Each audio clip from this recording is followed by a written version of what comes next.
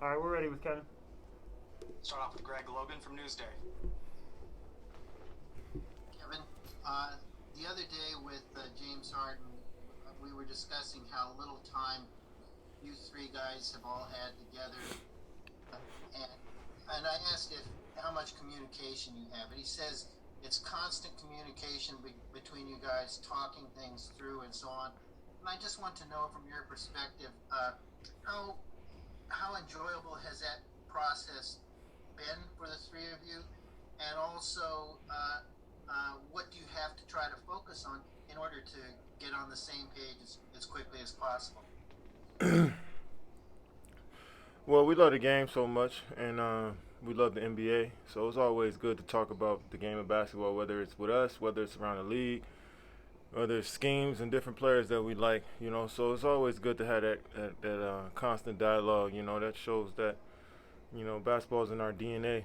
And as James texts me, Kyrie texts me, and vice versa, all hours of the day, just talking about anything under the sun, especially when it comes to basketball. So we always in that constant communication, but there is another level you got to go to, which is transferring that on the floor and actually, putting that into action. So that's our next step. Christian Winfield, New York Daily News.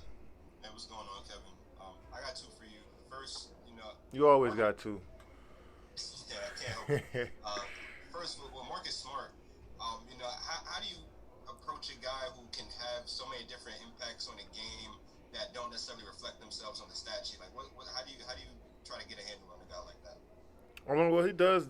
He does. I know a lot of people talk about Marcus Smart intangibles, but I mean, scoring the basketball, he's definitely gotten better over the years. From knocking down a three to posting up little guards to getting to his left hand, pulling up in the pick and roll if you're in the drop. So Marcus Smart can actually put stats on the stat sheet too. So we are conscious of that, as well as him taking charges, him being there for strips and steals when guys are driving. So he's just a glue guy for them, but he also is a guy they depend on a knockdown shot. So we got to be on point all game.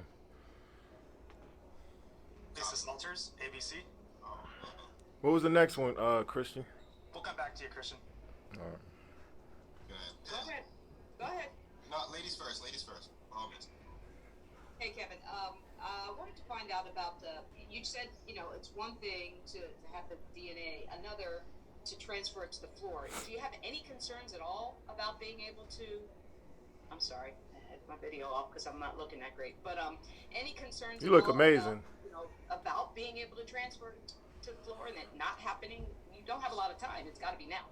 I mean, we can't have any concerns. I mean, I know that we want to go out there and play well, but we can't be concerned that you can't walk out onto the floor with that type of mindset.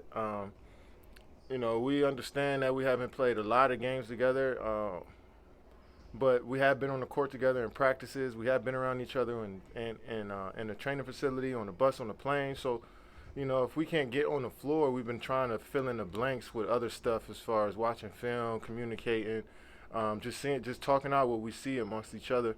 Once we all got healthy, we was able to get out on the floor and get some reps in. But having these few days of practice have been cool for us. But I mean, everybody in this league have been going through protocols and injuries and not having a lot of continuity with their lineup. So that's just the name of the game this year. And I think we'll do our best to adapt but we all gonna have to lean on each other.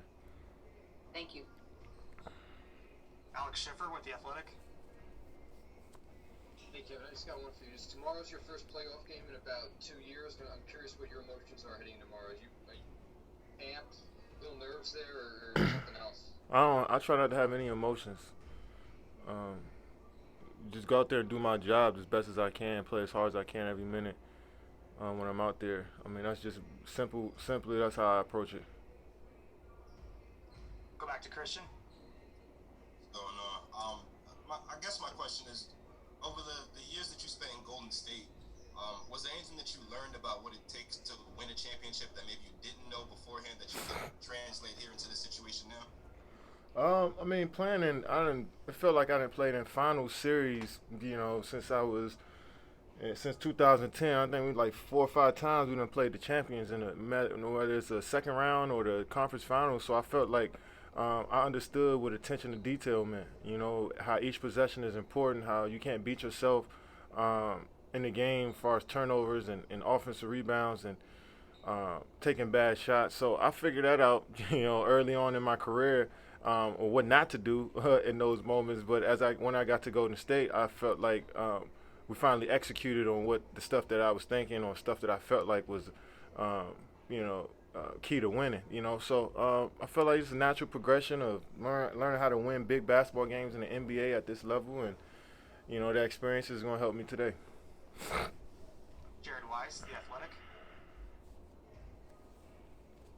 Kevin, Jason Tatum is going through that process early in his career where he's learning how to run an offense and how to kind of evolve his game to deal with every type of defense. I'm wondering, what was that process like for you, and what have you seen from his growth this year? I think the best thing I've seen about JT is how he stays the same no matter what the lineup is. Guys are in and out. He had COVID. He, his running mate is out for the rest of the season.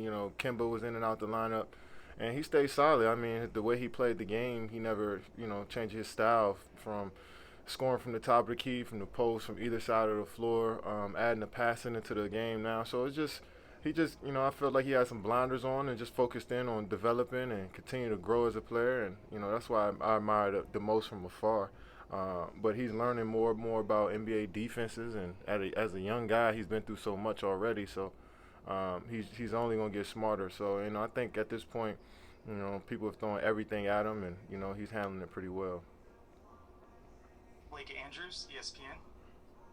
Kevin, Steve just told us that he feels that the pressure that comes in the playoffs, it's the best type of pressure. It's the pressure you want. It's the pressure that it's almost fun to learn how to play through. I'm wondering what you think of that, and if it ever at any point in your career took time to learn how to enjoy that as opposed to feel it in a negative way. Yeah, you want to win every game you play and want to play well. And I learned if I put too much emphasis on wanting to win and wanting to play well, I end up overthinking. So when I just approach it as, it's just basketball, and I've been doing this my whole life, and I'm natural at it. I guess that extra pressure of, feeling like we have to win a game, it kind of, I don't think about it too much when I look at it that way. So, just try to take the simple approach to doing my job, and, that'll relieve some of that pressure, I guess, from the outside, of expectations. Lisa Sue, 10 Cent. Hi, Kevin. Quick question. So, the player like you, the level, like your level, is there such a thing called playoff mode? Is there such thing? The significance of this season, but I think all the great players in this league, they understand from day one, training camp is preparing you for the postseason, and so each day is important. I think you may cut it off maybe when the off season comes around, but once the season starts, I think every player, who expected to play in the postseason are getting ready for it since day one, and I think that's always been the approach that I had as I started to mature and get older in the league. Brian Lewis, New York Post. Hey, Kevin. When Brad Stevens was talking about as a fan, it's almost impossible to see you guys losing. I mean, obviously he caught a lot of hell up in Boston for saying that. I'm curious, do you think that's just him being respectful of you guys as an opponent? Do you think he's talking to his team, saying, fans don't think you can win, this is what people think of you?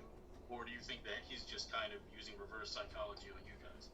I don't know. I'm not going to get in Brad Stevens' head at all, but I don't know. I mean, we still got to play the games no matter what's said. Thanks for your time, Kevin. Yeah.